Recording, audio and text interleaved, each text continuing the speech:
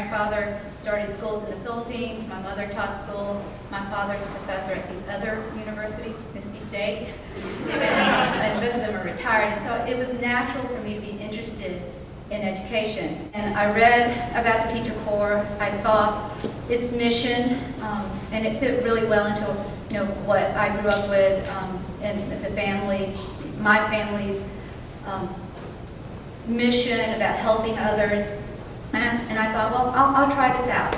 We got bombarded with Southern Mississippi culture, literature, politics, and my perspective was, I'm not black, I'm not white, where do I fit in? I got placed in Greenville, Mississippi at Coleman Junior High School, and I think not being white helped me out a lot. The kids were very, very interested about my background, and that opened up conversations that they may not have had with a black teacher or a white teacher, and let me really, truly teach them science.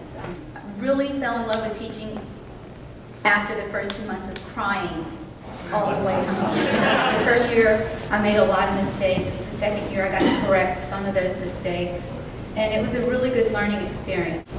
So at that point, I decided, okay, teaching is going to be my career. And the experience I got through Mississippi Teacher Corps, through teaching at Greenville, helped me in the different districts that I did teach at. And right now, I'm in a push job, that's what I call it, in Mount Brook Junior High in Birmingham, Alabama. So every year is like it's a new year. It's not the first year of teaching, but it's a year to make things better. This isn't like my fallback plan. It just fit really well with what I wanted in life.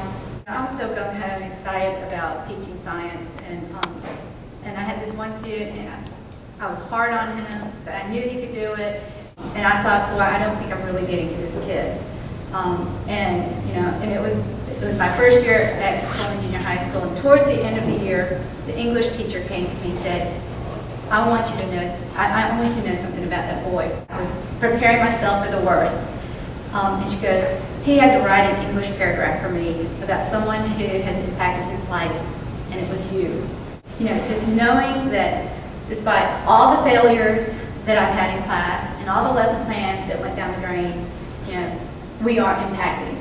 It's not one, if it's just one student, you're making an impact. And I think that was when I decided, this is what I'm going to do.